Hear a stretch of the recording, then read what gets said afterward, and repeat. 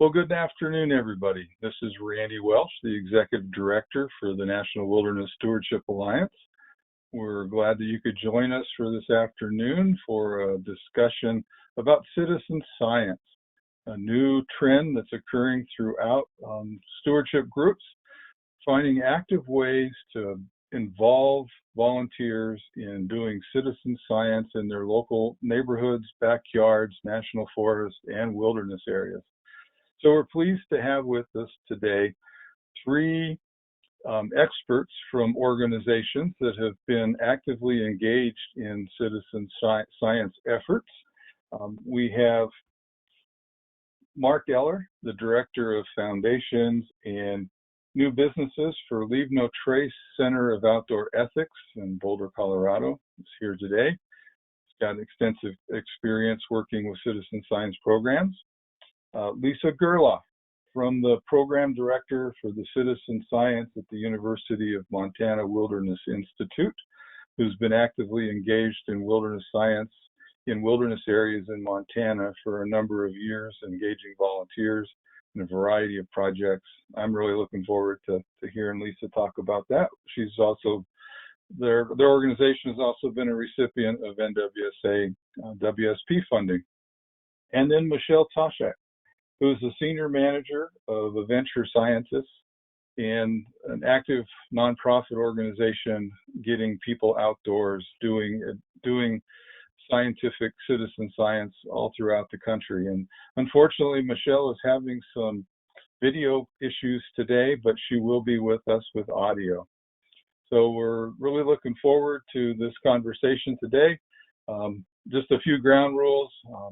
We will be having Mark speak first, then Lisa, then Michelle.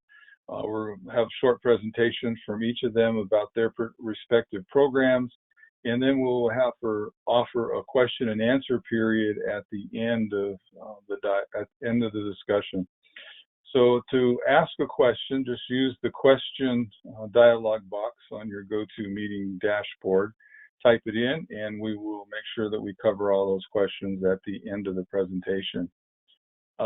So with no further ado, we're going to go ahead and start, and we make sure I can get this taken care of.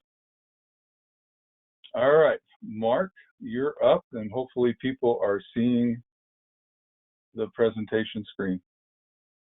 Hi, everybody. Thanks for having me.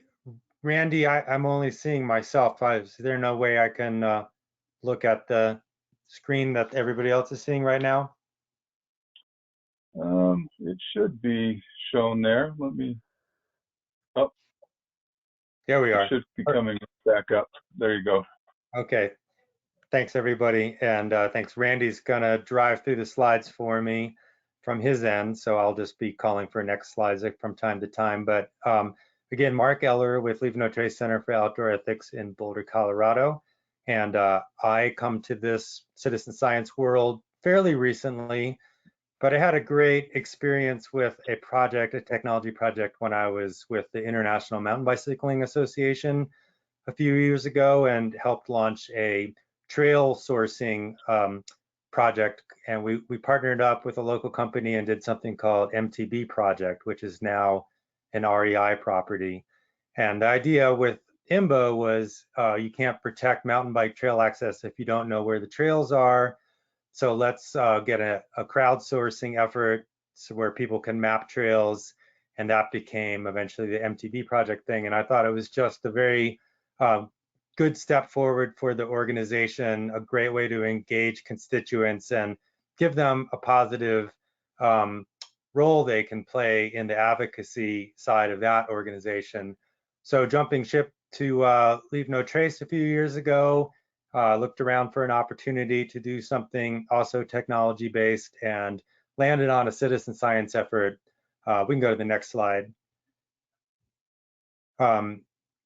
So what I decided to try to do is to look at the educational mission of Leave No Trace and the efforts to educate people about the impacts that are related to recreation, and see if we can figure out a way for our constituents, our enthusiastic supporters, to be able to, again, have a participatory science role.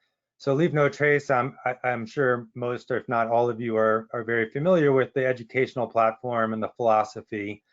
And because our emphasis is on impacts to natural areas that are related to recreation, you see on this slide some of the typical conditions that we thought we'd want to be able to monitor. And in order to do that, we can go to the next slide. We looked for, again, a technology partner. And somehow I heard about a guy named Dr. Greg Newman at Colorado State University.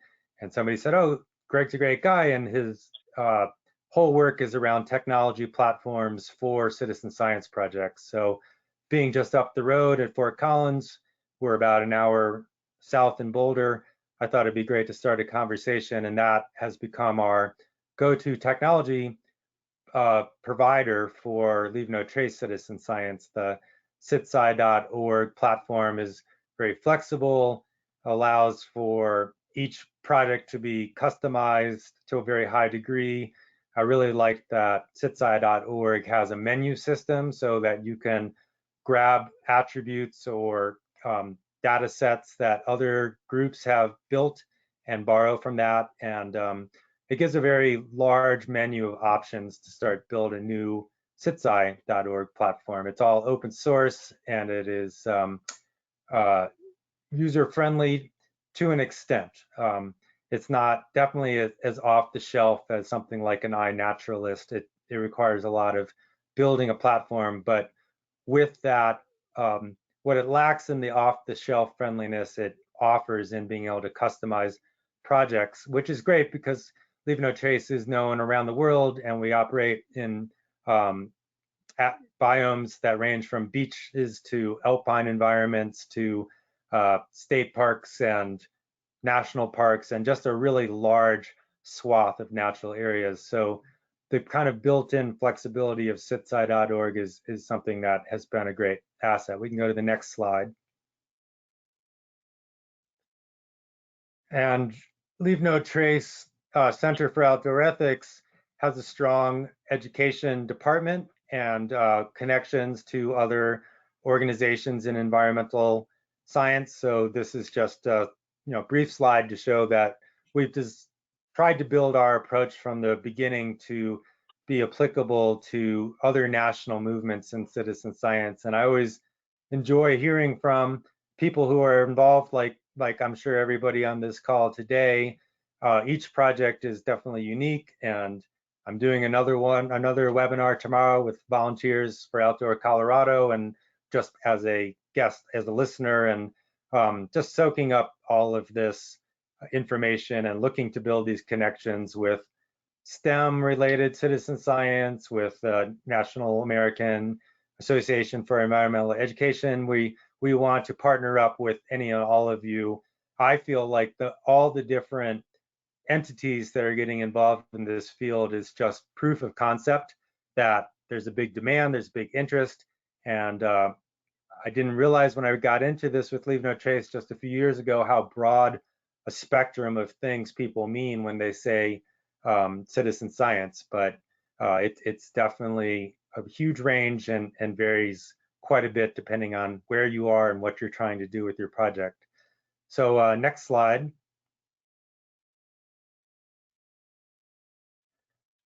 To get our feet wet with the center, I decided that the best thing to do would be to look for some pilot projects. And since I'm on the development and foundation side, to also look for how successful we might be in finding funding for all of this work.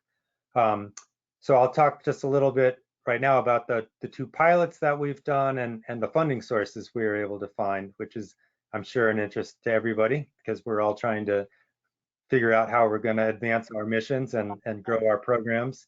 So we have done probably 3 or 4 real pilot projects, but these are the 2 I'll talk about today. One here in Colorado with the White River National Forest, and the other in New Mexico at Cachacatue Tent Rocks.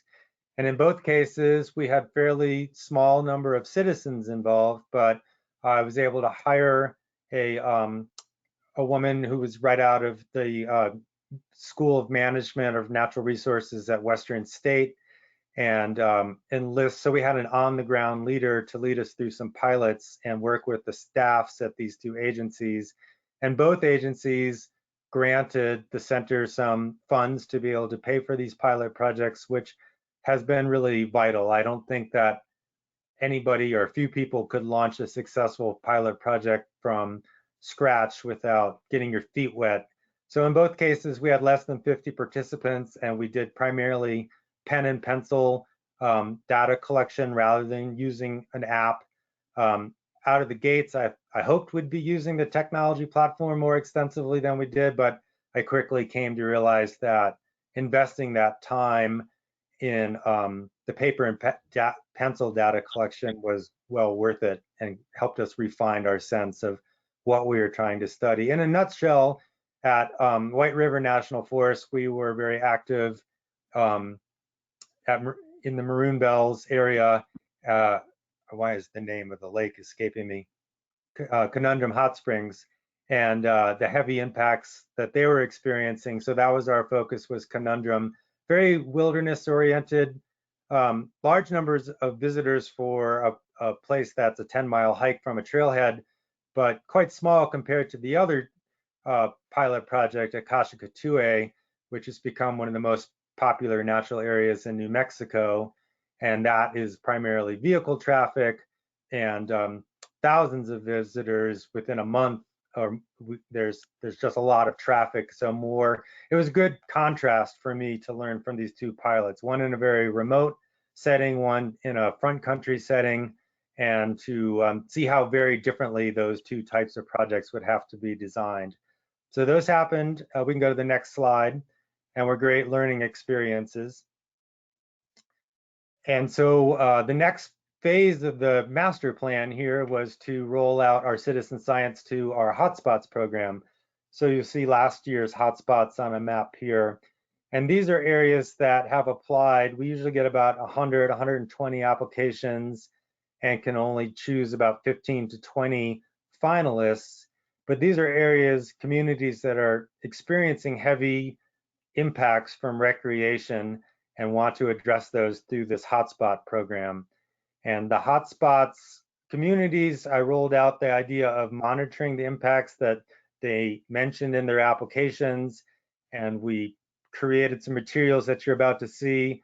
But again, a learning experience. We can go to the next slide. That just presenting them with a 16-page toolkit and some pep talks, frankly, was not enough to move the needle where we wanted it to go. So, I worked on this this publication, and we have these very interested communities all across the country, and they all expressed an interest last year in participating, but the number of really successful and thriving citizen science projects in the hotspots communities was still not as great as we hoped it would be. So again, learning as we go, refining our sense of what's possible and what needs to happen, and realizing that the technology tool alone is not going to do it. What we need is also to really lead more horses to more water with better instruction on what we mean by citizen science. We can go to the next slide. And that was the plan for 2020 until we've been a year interrupted with COVID concerns, and this has made it challenging. We were really getting some great uptake with this year's crop of hotspots and doing a better job preparing them to plan their projects.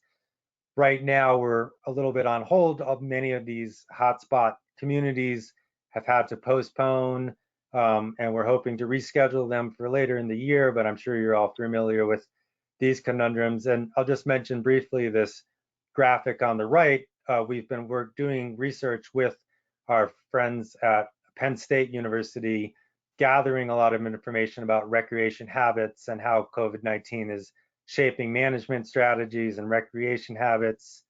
So that has been the latest challenge, but I do feel like we're going to get back on track with our hotspots programs, re-engage with these communities.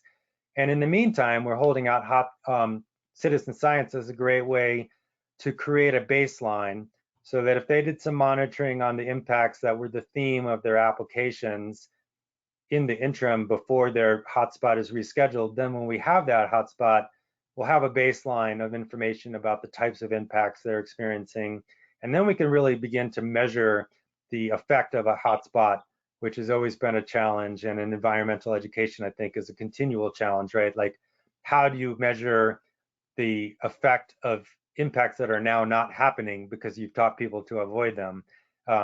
Citizen science is going to be, I'm convinced, a great tool. And that's probably the main theme I'd like for Leave No Trace citizen science to have in the future.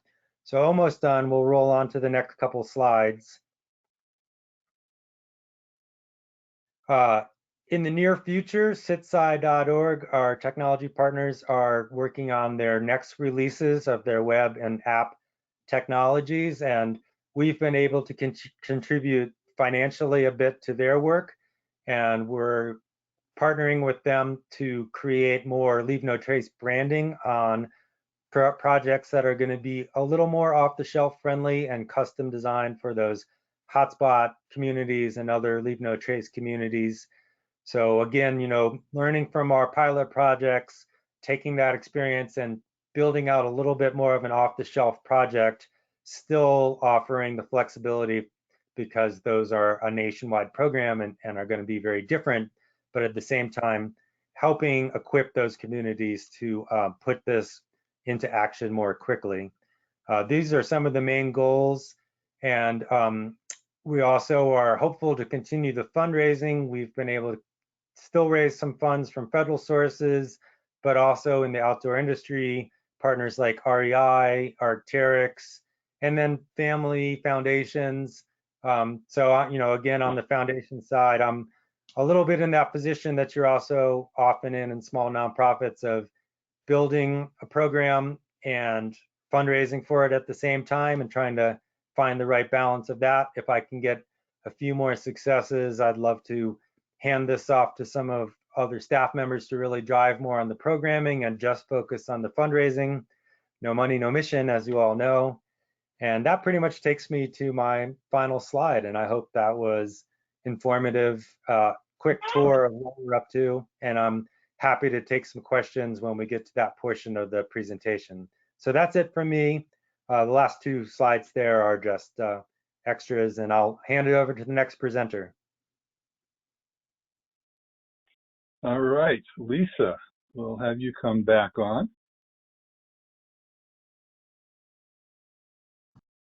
And you should have, there we go.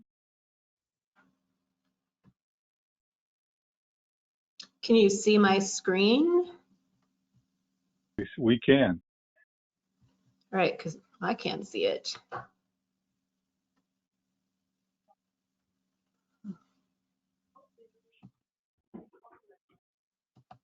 Nope, it went away.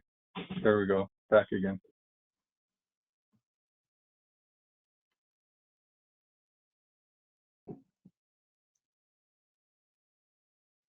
Randy, is there a way to, right now, my face is hiding my screen. Is there a way to make me smaller?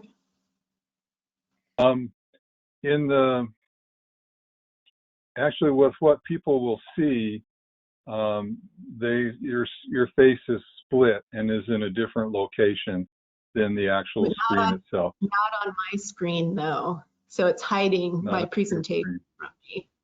Oh, okay. You'll have to just take and move your, make yourself smaller, or use the webcam. If it becomes distracting for you, just click your webcam off and go forward with the presentation. Lisa, up at the top where it says webcam, there's a drop down and you can choose the position of the webcam.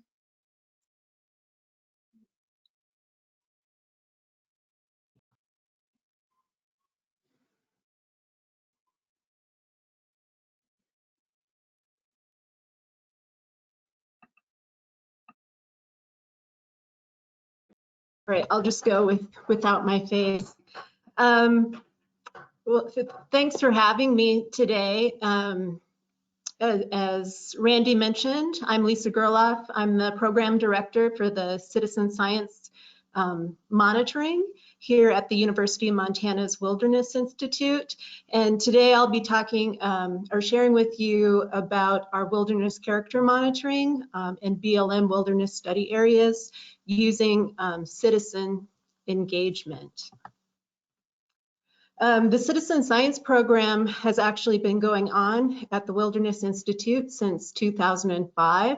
We have two goals, and that is to complete on-the-ground monitoring for the agencies that we work with and to engage citizens in that process. In 2009 is when we began to do the wilderness character monitoring. We worked with folks from Forest Service Region 1, folks like Chris Ryan and Deb Gale, as well as Peter Landris at the Aldo Leopold Wilderness Research Institute to develop a protocol for field measures of wilderness character. And with the Forest Service in Montana, we've monitored all of the 7 wilderness study areas managed by the Forest Service, as well as a couple wilderness areas. And the BLM became aware of the work that we were doing with the Forest Service, and in 2014 approached us to do similar work for the BLM in Montana. And as we all know, projects don't happen without money. So luckily we've been well supported by the BLM through national funding programs, the state office, and local field offices, as well as additional outside funding. And our programs can only be successful if we have successful partnerships or relationships. And so for this project, we had to have relationships with and support from the state office as well as the field offices that we are working with. And especially kind of the local folks, the recreation planners, weed specialists, wildlife biologists, GIS specialists. They're really key to helping us complete the monitoring for them. And the reason why it's good to know those local field office folks is in Montana, the BLM manages over 30 wilderness study areas. Sorry that the map's a little blurry, but this is the best map I could find that shows all of the WSAs.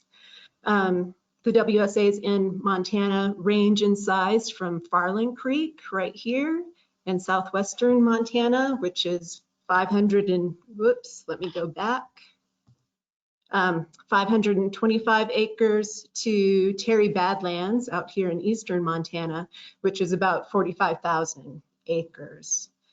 So these lands, it's been an interesting experience working in the BLM WSAs because they range from mountain environments to grasslands and badlands. Also key to, another reason it's key to work closely with the field offices, especially in eastern Montana, a lot of these wilderness study areas are surrounded by private land. So working with the BLM officials to get access and if we need to through private lands. Okay, what are we actually doing out in the field, and why are our citizen volunteers important? The following are the observations that we make under our protocol that covers all 5 characteristics: wilderness characteristics, untrammeled, natural, undeveloped, opportunities for solitude and primitive and unconfined recreations, and other features. So we're measuring if we're doing something on the landscape. Are we doing a trammeling action? What we count is if we're pulling weeds, if the agency has asked us to pull weeds, we've done a trammeling action, so we'll count that under the untrammeled characteristic. Under natural, we're looking at, is there invasive plants out on the landscape? Are there key wildlife species that the BLM is interested in a specific location? Is there water erosion? And most of the BLM WSAs do have grazing allowed. So are there livestock out on the land? Under undeveloped, we're looking at, is there installations and developments? So cabins, bridges, mining, and range improvements, which we've pulled out from installation and development for the BLM because of their livestock use, signs, and trail closures. And we're looking at who's making them. Is it the agency? Is it user? And what type of condition are they in? Under opportunities for solitude and primitive and unconfined recreation, are there non-system trails? Are there campsites, and what are the conditions of the campsites? Is there evidence of mechanized or motorized use? Is there recreational impacts and intrusion to the visitor experience, either by sound or sight? And we're also looking under other features of value, cultural resources. What cultural resources are out on the landscape? So that's a lot to cover. So Mark was talking about that there's a spectrum of citizen science, and we definitely fall in that spectrum, in that, you know, our protocol is pretty robust. So our citizen volunteers go out with trained field leaders, but we couldn't do this work without them. They're added extra eyes and ears for us out on the ground.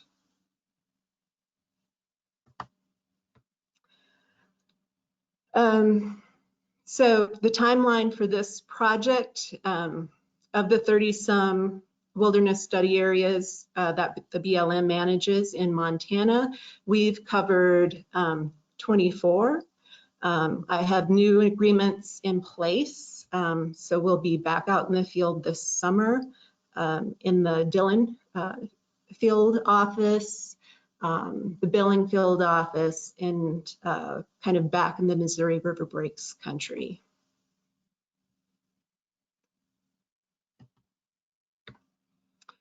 So the data that my field leaders and our citizen volunteers are collecting comes back to the office. It's downloaded, it's cleaned up and analyzed, and the information is given back to the agency in maps and reports. So this is Hidden Pasture Creek, just an example of what the data comes back to us, what it looks like. So Hidden Pasture Creek is one of the WSAs in the Dillon field office. Pretty neat country. You can see the different types of points that were collected. One unique, or one working with the BLM over working on the Forest Service lands, is most of the BLM WSAs do not have trails. So it has been, you know, we've had to be creative in how we're covering the land. In Hidden Pasture Creek, there is one trail system. This is a trail right here. So we are hiking boundary roads, any old interior roads that might be within the WSA, or looking for routes. You know, is there a unique location in the WSA that a visitor might get to? And, you know, what would be the logical choice of travel to get there? Or, you know, are there pretty big valleys to follow?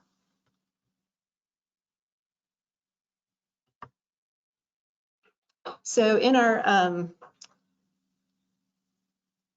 5 years of engagement with citizens. We've had 47 community volunteers on this project, as well as 51 University of Montana students. Our volunteers range from 9 to 71.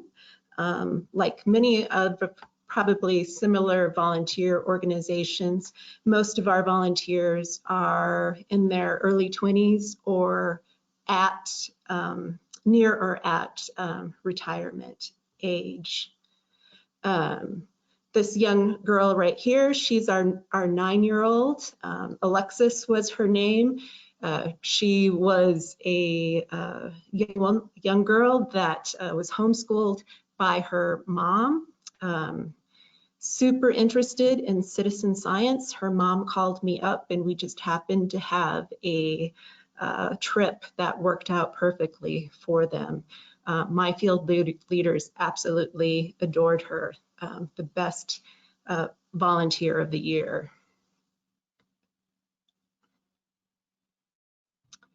Now, one of the benefits to volunteers with our wilderness character monitoring is it gives them a different look at the landscape.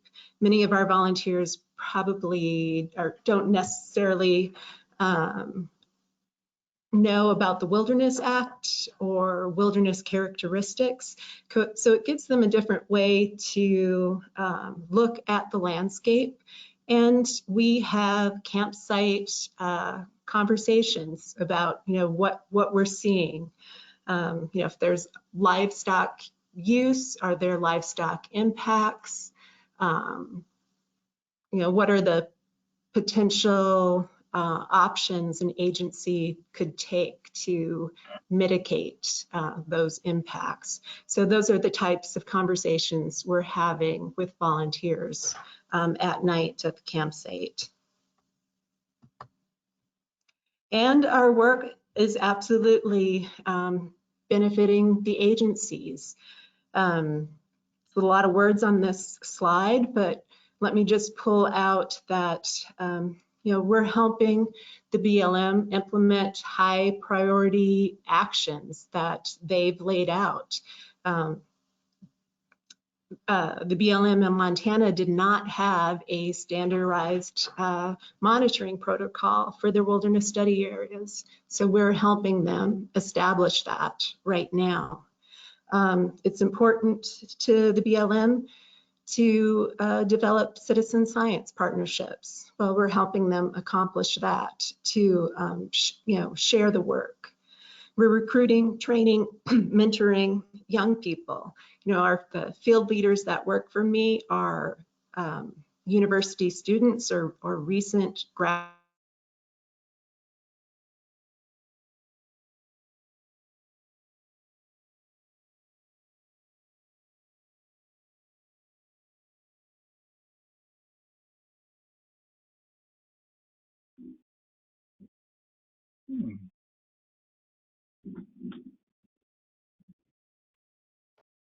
I think we have an audio issue with Lisa. Somehow her audio is unconnected. Not sure how many slides she has left, but Lisa, you seem to have left us. So Michelle, let's go ahead and bring you on, and then we'll bring Lisa back at the end if we still have some time.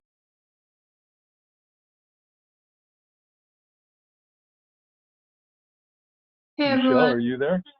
Yep. Okay, and you should have presentation. There we go. Yep. So hopefully you can see my main screen there. Thanks so much for inviting me to join this afternoon, and thanks for everyone for staying on despite some technical issues. And I promise you that my webcam is not working due to technical issues, not because of quarantine hair. So anyway, I work for Adventure Scientists. I'm also in Montana in Bozeman. and I've been with the organization for 3 years now. I started working managing a project on subalpine butterflies and a biodiversity study within that ecosystem throughout the Western US. And now I manage all volunteer projects and oversee the data management.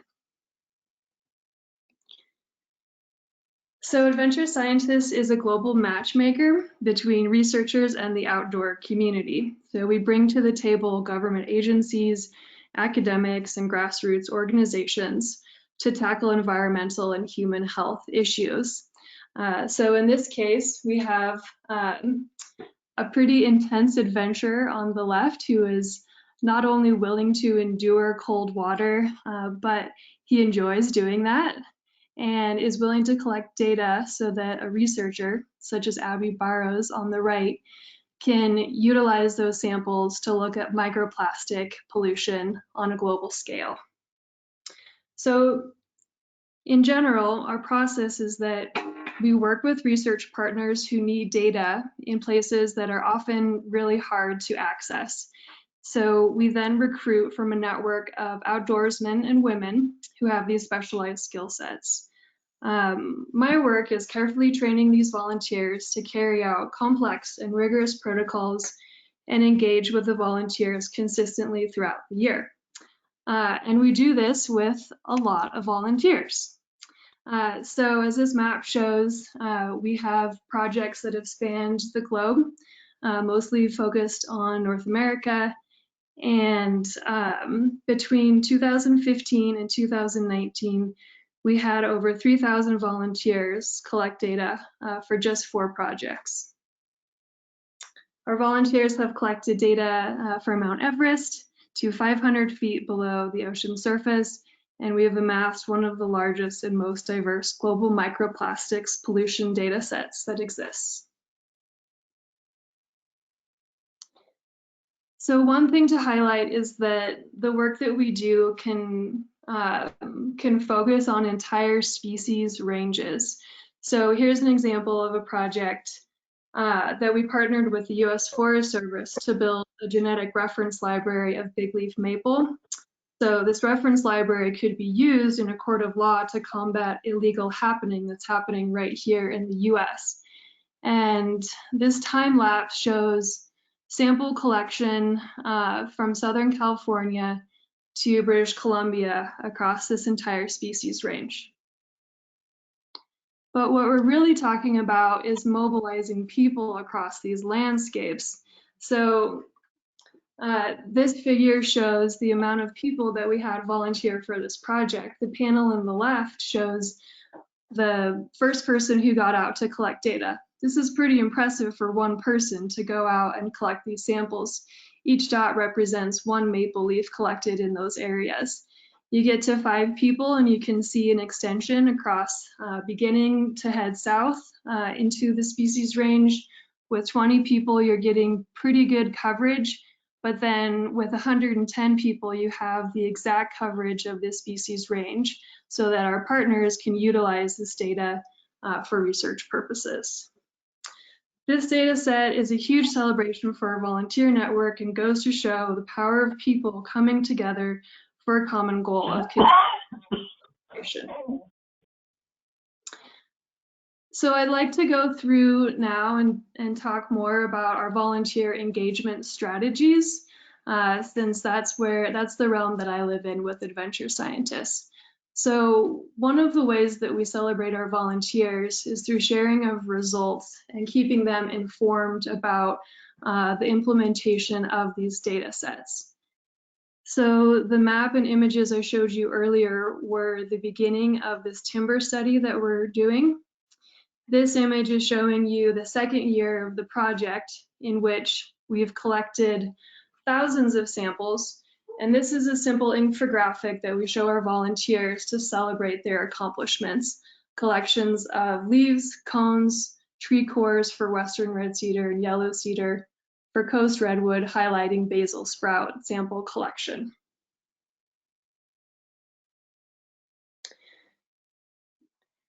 We find it really important to share with volunteers the reasons and the science behind why this data is important.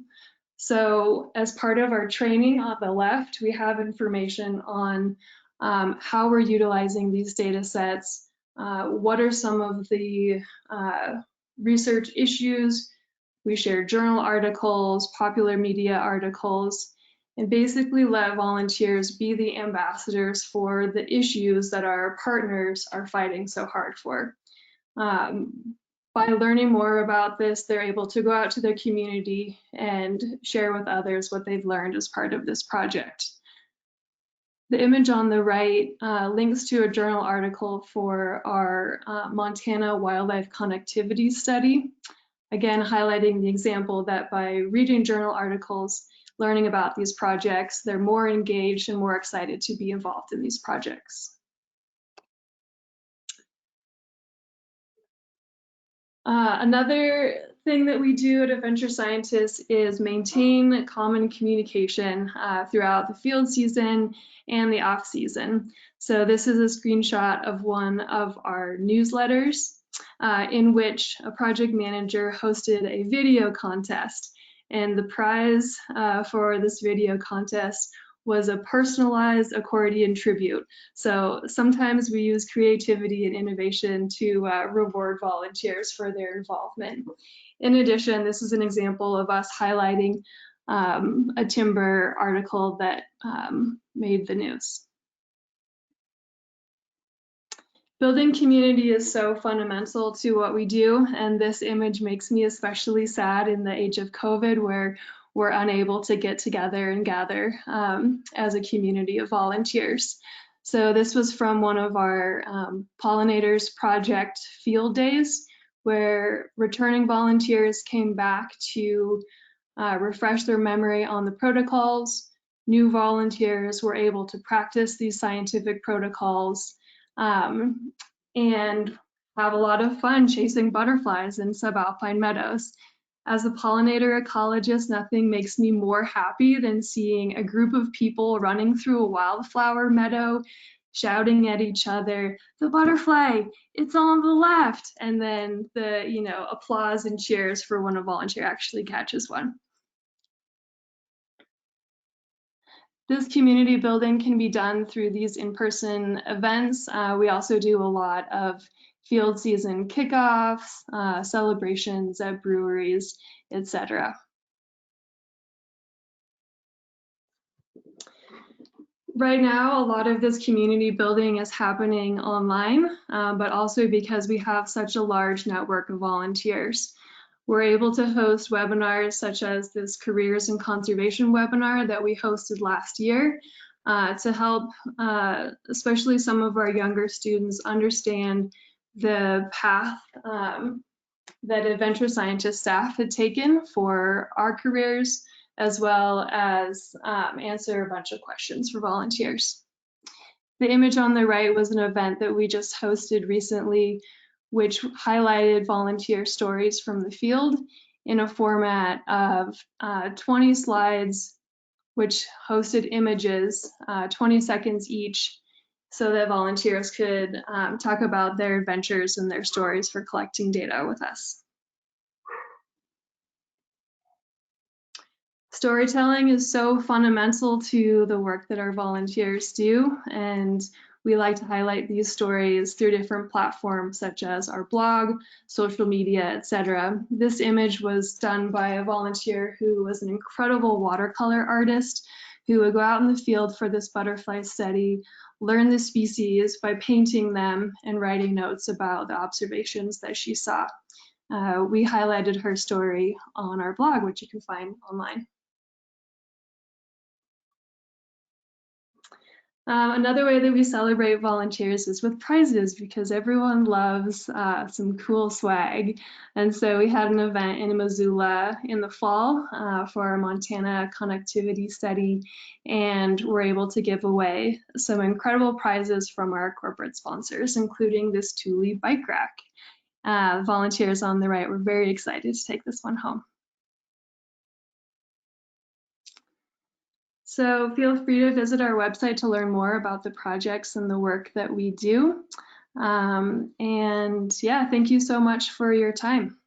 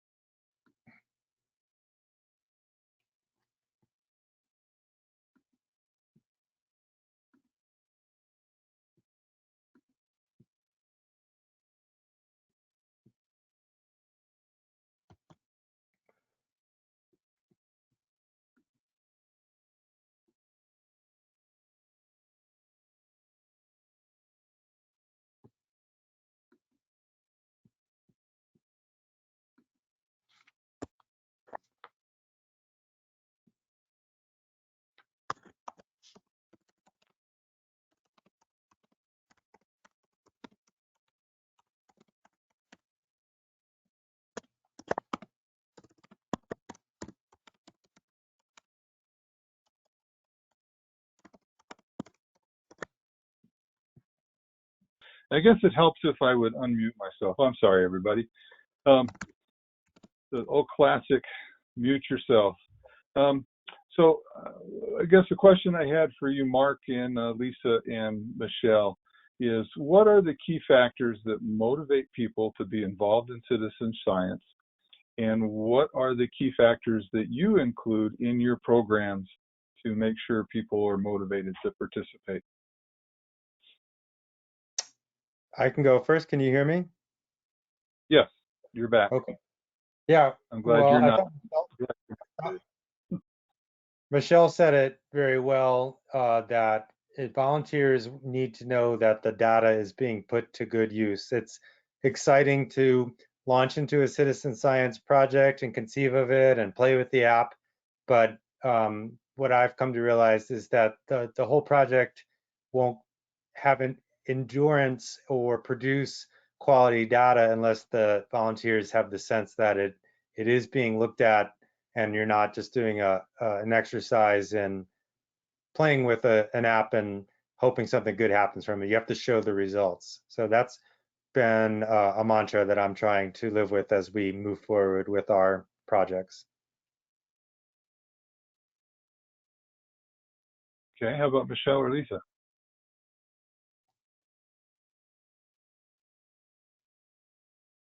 And Lisa, we're still not picking up your audio, Lisa. Either you're muted or you're not connected somehow. We appear to have lost you. I'm sorry, Lisa. Michelle, how about you?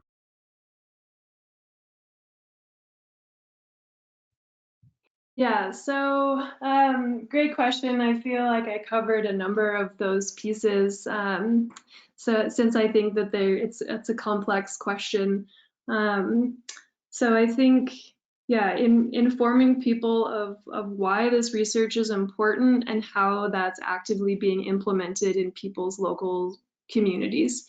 And so working on large scale volunteer projects, I think that there ends up being differences in local implementation. So working with different land agencies to actually implement this data. And so getting people to wrap their heads around what are these results? What are the results that they specifically contributed? So for something like the microplastic study, we actually went back to the volunteers and let them know like what was the microplastic concentration that people were finding in the streams or watersheds that they collected that data, and what was the source of that pollution. So it was just by providing those results, people were able to, not only understand the results of the project as a whole, but what was actually happening in their backyards. Okay. I will make note for the audience that this session has been recorded, and so one person was asking about the website that Mark, I believe you mentioned earlier, that has the citizen science. And so that information will be in the recording. Mark, if you want to just mention the name of that website again, I think it was your sci.org, or I'm not Yeah, sure the well, exact total. I had two URLs in my deck. One is for our partners at citsci.org, so that's just citizen science shortened to citsci.org. And then the manual for volunteers that I put together on our site is at lnt.org, and it's under our work, r-work, and then /citizen-science. And if you do a search at lnt.org, our search function works quite well, so you should be able to find it that way as well. All right. So another question has come in.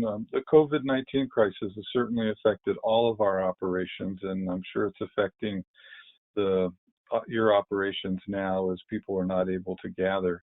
But what can you imagine might be happening here in the near future? Do you think this will spur more people wanting to get involved in citizen science? Are you guys going to take advantage of later summer activities as people have this pent-up demand to get outdoors and want to get involved in doing something with nature? What are each of you are responding to? How are each of you responding to the COVID-19 crisis with your programs?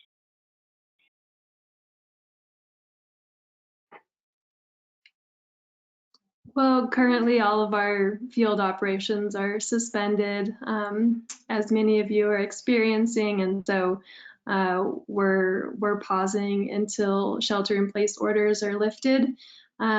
This is outside of what we're currently doing, but I've seen some really interesting online citizen science platforms, so like identifying like images of wildlife, or different sorts of ways that people can still be contributing to conservation efforts, but they can be doing it through a screen. And I think all of those are really creative.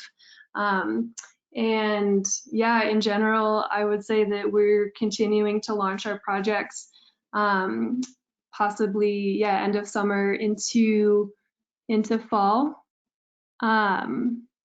And yeah, we hope that this time is giving people a chance to refocus on priorities, and hopefully will want to contribute back to the places that they enjoy recreating. From Leave No Trace's perspective, I'd say that, as an organization, we just had our 25th anniversary last year. We started very much as a wilderness-focused organization, as many of you know, and kind of in Lisa's world of remote locations. And Leave No Trace has really made an effort in recent years to have more relevancy to front country situations. And I see right now with COVID-19 a huge need for people in front country situations to feel like they're still connected to the natural world. So the fact that you can do citizen science from a device and in a small group, and not like in a shoulder to shoulder cleanup type situation, but you can still do some volunteerism, gives it a lot of legs. And I'll just say that for our plans for the remainder of this year, we're going to continue to abide by local rules and regulations about what is or isn't allowed for social distancing, but offer citizen science to our hotspots and other communities as an alternative to those 100+ person trash bag cleanups in parks. This could be a way to allow people to feel like they're giving back, doing volunteerism, and are able to do it in a more isolated, socially distant fashion. So it's got great potential for us. Great. Lisa, did you get your audio back on? I don't know. Can you hear me? Yes. We can. We can. Ah. Wonderful. Well, we're operating both under agency guidelines, local health guidelines, and also the Wilderness Institute is a university organization, so we have our university policies to follow. So we're trying to be flexible as possible because things seem to be, shifting weekly. So right now, I'm not offering any volunteer opportunities based upon what I can operate under, but definitely being flexible if that opens up for us. And luckily, the Institute has a great pool of volunteers that go out with us every year. So if I get the word that I can open up our trips to volunteers, I suspect that we have some folks that want to get out into the wilds. All right, well, wonderful. Well, seeing that we have no additional questions and that we're near the top of the hour, we're going to go ahead and close this session of the NWSA webinars. Note that this webinar has been recorded and will be posted on our website probably by the end of the week or first part of next. Next month, our webinar is going to be back to this panel discussion about women-led stewardship with the Great Old Broads for Wilderness kicking off a panel. And we look forward to having you come in and visit with us and learn some more about different models of wilderness stewardship. So this is Randy Welsh from NWSA. Thanking again Mark, Lisa, and Michelle for their time and their efforts with citizen science. We really appreciate their efforts and what they can do to get people out into the outdoors. And from NWSA, we thank everybody for participating in today's webinar. Look forward to seeing you next month. To stay safe, stay healthy, everybody.